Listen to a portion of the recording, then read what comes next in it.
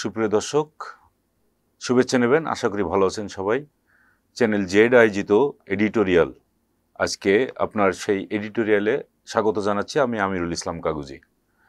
আজকে আমাদের সাবজেক্ট হিসেবে বেছে নিয়েছি স্বাস্থ্য খাত সংস্কার কমিশন যে রিপোর্ট দিয়েছে, সেই রিপোর্টের উপরে ভিত্তি করে কিছু আলোচনা আমরা করতে চাই। এই সংস্কার কমিশন মূলত 200 প্রস্তাব দিয়েছে, এর মধ্যে 32টা প্রস্তাব আছে যা খুবই জরুরি। এই 32টা প্রস্তাবের মধ্যে প্রথমেই আমরা দেখতে পাচ্ছি যে প্রাথমিক স্বাস্থ্যসেবা একেবারেই বিনামূল্যে করার জন্যে এবং এটিকে একটি মৌলিক অধিকার হিসাবে প্রত্যেক মানুষের কাছে স্বাস্থ্যসেবা পৌঁছে দেওয়ার বিষয়টিকে নিশ্চিত করার জন্য সংবিধানে অন্তর্ভুক্ত করার কথা বলা হয়েছে। এরপরে স্বাস্থ্যসেবাকে একেবারে প্রাথমিক পর্যায়ে যেটা আছে সেটা সম্পূর্ণরূপে বিনামূল্যে করার কথা বলা হয়েছে। চিকিৎসকদেরকে সকাল 9টা থেকে 5টা পর্যন্ত জনগণের স্বাস্থ্যসেবা দেওয়ার কথা বলা হয়েছে। আর যে কথাটা বলা হয়েছে সবচেয়ে জরুরি, সেটা হলো যে প্রত্যেক ডাক্তার একজন রোগীকে কমপক্ষে 10 মিনিট সময় দিবেন। তার চিকিৎসার কথা, তার রোগের লক্ষণ টক্ষণ, এই সমস্ত বিষয়গুলো দেখার জন্য 10 মিনিট সময় দিতে হবে। আর একটি বিষয় আমি দেখতে পাচ্ছি সেখানে স্বাস্থ্যসেবা মূলত প্রত্যেকটা সরকারি হাসপাতালে ফার্মেসি চালু করার কথা বলা হচ্ছে। আর এখানে সরকারি মূল্যেই যাতে এই ওষুধগুলো পাওয়া যায় সেটাও নিশ্চিত করতে হবে। আরেকটি আছে রক্ত সঞ্চালন করার সেবাটা রাখতে হবে। বিশেষ করে এখন বাংলাদেশে এই রক্ত সঞ্চালনের যে সুবিধাটা সব সরকারি হাসপাতালেও নেই, এমনকি বেসরকারি হাসপাতালেও নেই। এটা আছে বিশেষায়িত কিছু হাসপাতালে আছে, যেখানে এই রোগীকে অনেক ভোগান্তি পোহাতে হয় এবং সময় সুযোগ বা এই শিডিউল পাওয়ার ক্ষেত্রেও তাদের অনেক বিলম্ব করতে হয়। এক্ষেত্রে অনেক রোগীকে মৃত্যুর ঝুঁকি পর্যন্ত নিতে হয়, আমরা দেখতে পেয়েছি। তো আর একটা কথা বলা হয়েছে যে স্বাস্থ্য সেবা যেহেতু একটি বড় খাত এবং এই স্বাস্থ্যের সঙ্গে বাংলাদেশের প্রায় প্রত্যেক মানুষ জড়িত, এই জন্যে স্বাস্থ্যসেবা বা স্বাস্থ্য খাতকে আলাদা একটি মন্ত্রণালয় দিয়ে ভাগ করা, আর এর পাশাপাশি শিক্ষা মন্ত্রণালয় আলাদা করে দেওয়া, শিক্ষা খাতই আলাদা করে দেওয়া, এই দুইটা। আর সাধারণ একটি পিএসসি নিয়োগের ব্যাপারে এই 3টা বিষয় বলা হয়েছে যে সাধারণ যে সমস্ত বিসিএস দেওয়া হবে সেটা একটি, স্বাস্থ্য খাতে যারা নিয়োগ পাবে তাদের জন্য একটি আলাদা পিএসসি, আর শিক্ষা খাতে যারা নিয়োগ পাবে তাদের জন্য আলাদা পিএসসি। তো এটা খুবই জরুরি। তার কারণ হলো স্বাস্থ্য সেবা যেহেতু সারা দেশের মানুষের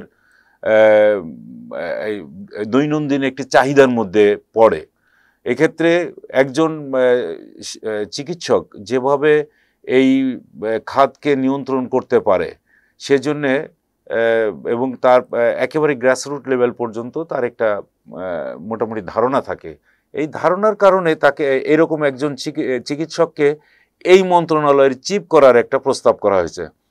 আর বাংলাদেশকে 11টি অঞ্চলে ভাগ করার যে কথা বলা হয়েছে, যেখানে একজন চিফ থাকবেন মূলত ডেপুটি, এটাকে কি বলা চলবে, ডেপুটি পরিচালক বলা চলে যেতে পারে। আর ডিজি হেলথ, যেটা 3টা ভাগ করা হবে, 3টা বিভাগ, একটা জনস্বাস্থ্য, তার একজন ডিজি থাকবেন মহাপরিচালক, আর একটা ক্লিনিক্যাল যে সাইড থাকবে তার একজন ডিজি থাকবে, আর একটা হাসপাতাল বিষয়ক। তো এই প্রত্যেকটার একজন করে ডিজি থাকবেন। এই ডিজিদের মাথার উপরে থাকবেন ডেপুটি চিফ, যিনি সরাসরি প্রধান যিনি থাকবেন তার সঙ্গে যোগাযোগটা রাখবেন, আর মন্ত্রী তো থাকবেনই। এই বিষয়গুলো যদি প্রশাসনিকভাবে বিন্যস্ত করা যায় তাহলে মনে হচ্ছে যে শিক্ষা খাতে যে নিয়োগ, বদলি, তারপরে পদায়ন, যাই বলি না কেন, সবগুলো একটা শৃঙ্খলার মধ্যে আসতে পারে। আর এই শিক্ষা খাতে যারা চাকরি করবে, শুধুমাত্র শিক্ষা বিষয়ক যে সমস্ত প্রতিষ্ঠান আছে সেই প্রতিষ্ঠানের সঙ্গেই তারা সংশ্লিষ্ট থাকবেন এবং তারা সেবা প্রদান করবেন। আর এটার মধ্য দিয়ে হয় কি, যারা প্রথমেই এই সার্ভিসে যারা যোগদান করবেন তারা প্রথম থেকেই এই স্বাস্থ্য বিষয়ক যত জটিলতা আছে, যত সুবিধা আছে, সুযোগ সুবিধা যা কিছু আছে না কেন, সব তারা যেমন খুঁটিনাটি বিষয় জানতে পারবেন, তারাই যদি শেষ প্রান্ত পর্যন্ত তাদের চাকরির শেষ বয়স পর্যন্ত এইখানে তাদের সময়টা ব্যয় করে, তাহলে মনে হয় যে স্বাস্থ্য খাত আরেকটু উন্নত হতে পারে। এর পাশাপাশি আমাদের আরও কিছু কথা হয়তো বলার দরকার ছিল আমাদের এই প্রস্তাবে, আমি সেই বিষয়গুলো দেখি নাই। অন্তত বিশেষজ্ঞ চিকিৎসকদের কাছে যাতে সাধারণ মানুষ অন্তত সপ্তাহের একটা দিন সুবিধা স্বাস্থ্য সেবাটা নিতে পারে, এই প্রস্তাবটা কিন্তু খুব জরুরি রয়েছে। কিন্তু এই প্রস্তাবটা আমি এখানে সংস্কার কমিশনে দেখতে পাইনি। এটা জরুরি। বিশ্বের বিভিন্ন দেশে যারা টাকা পয়সা খরচ করতে পারে না, যারা নিম্ন আয়ের, তাদেরও তো কিছু উন্নত চিকিৎসার সুযোগ দেওয়া দরকার। তাহলে তারা সেটা কিভাবে পাবে? এইটার জন্যে বিশেষজ্ঞ চিকিৎসকদের কাছে অন্তত সপ্তাহের একটা দিন তাদের এই সুযোগটা করে দেওয়া, যে নিম্ন আয়ের মানুষ তারা উন্নত চিকিৎসার জন্য একজন বিশেষজ্ঞ চিকিৎসকের শরণাপন্ন হতে পারেন বিনা পয়সায়, এই কাজটি করা জরুরি ছিল। আর মোটামুটি যেভাবে দেওয়া হয়েছে, আরেকটি কথা বলা হয়েছে যে স্বাস্থ্য খাতের ওষুধ তৈরি করার জন্য যে সমস্ত ফার্মাসিউটিক্যালস আছে সেই জায়গাগুলোতে সুযোগ সুবিধা বৃদ্ধি করা। আমাদের দেশে একটি কাজ কিন্তু করা হয় না, যে ফার্মাসিউটিক্যালসের যে সমস্ত বর্জ্য, এই বর্জ্য প্রক্রিয়াজাতকরণ করার যে কথা বলা হয়েছিল বিভিন্ন সময়, আমরা এখনো পর্যন্ত এই বর্জ্য প্রক্রিয়াকরণজাত কাজটি করা সম্ভব হয়নি, যেটা এখনো জরুরি। এবং এইটা দেওয়ার কথা ছিল যে কেউ যদি ফার্মাসিউটিক্যালস তৈরি করে তাহলে তার অবশ্যই বর্জ্যটাকে একেবারে প্রক্রিয়াজাতকরণ করে পানির সঙ্গে মিশিয়ে দেওয়া বা পুনরায় ব্যবহার করার মতো কোনো কাজে নিয়ে আসা, এই কাজটি এখনো পর্যন্ত নীতিমালার মধ্যে আনা হয়নি। এটাও নীতিমালার মধ্যে আনা উচিত। আর স্বাস্থ্য খাতে সবচেয়ে বেশি যে দুর্নীতি হয়, সেই দুর্নীতির কথাটা একেবারেই যেন ওভারলুক করে চলে যাওয়া হয়েছে। বিগত দিনগুলোতে আমরা এই স্বাস্থ্য খাতে যে অনিয়ম, দুর্নীতি দেখেছি, এবং এই স্বাস্থ্য খাত থেকে হাজার হাজার কোটি টাকা লুটপাট করে নিয়ে চলে গেছে, বিভিন্ন জায়গায় থেকে লুটপাট করে নিয়ে এই টাকাগুলো বাইরে পাঠানো হয়েছে। এই টাকাগুলোও যদি বাংলাদেশের ভিতরে থাকতো এবং এই স্বাস্থ্য খাতে ব্যবহার করা হতো, বিনিয়োগ করা হতো, তাহলে আমার মনে হয় স্বাস্থ্য খাত আরও উন্নত হতে পারত। এই বিষয়টিও সংস্কার কমিশনের প্রস্তাবে থাকলে পরে মনে হয় ভালো হতো। হয়তো ছোটোখাটো মানে বলা হচ্ছে যে 200-র মতো প্রস্তাব করা হয়েছে, কোথাও থাকতে পারে। মূল যে বিষয়গুলো নিয়ে আসা হয়েছে 32টা বিষয়, সেই বিষয়গুলো আপাত দৃষ্টিতে আমাদের কাছে মোটামুটি ভালোই লেগেছে।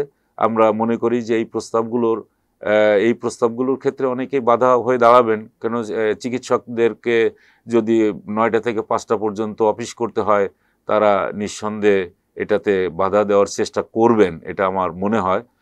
তারপরে এই যে ডায়াগনস্টিক সেন্টারে রোগীর কাছ থেকে যে অতিরিক্ত ট্রিটমেন্ট বা অতিরিক্ত পরীক্ষা নিরীক্ষার জন্য তাদের বিভিন্ন জায়গায় পাঠানো হয়, এক্ষেত্রেও আমরা দেখেছি কিছু কিছু জায়গায় ডাক্তার একেবারে ফিক্সড করে দিয়ে থাকেন কে কোন জায়গায় যাবেন। আবার এমনও আছে এই যে ডায়াগনস্টিক সেন্টারগুলো ডাক্তারদের সঙ্গে এমনভাবে তারা এক ধরনের আন্ডারহ্যান্ড ডিলিংস, যেটা চুক্তিবদ্ধ হন, যে তা কোনো ডাক্তারের রেফার থাকলেই পরে সেই ডাক্তারকে অটোমেটিক 30% সেখানে চলে যায়।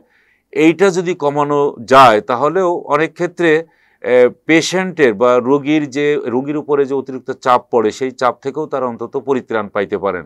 এই বিষয়টাও দেখার দরকার। আর ডাক্তাররা যে ওষুধের নাম লিখে দেন, এই নাম লেখার কারণেও অনেক প্রতিষ্ঠান, অনেক কোম্পানি কিন্তু লাভবান হয়ে থাকেন।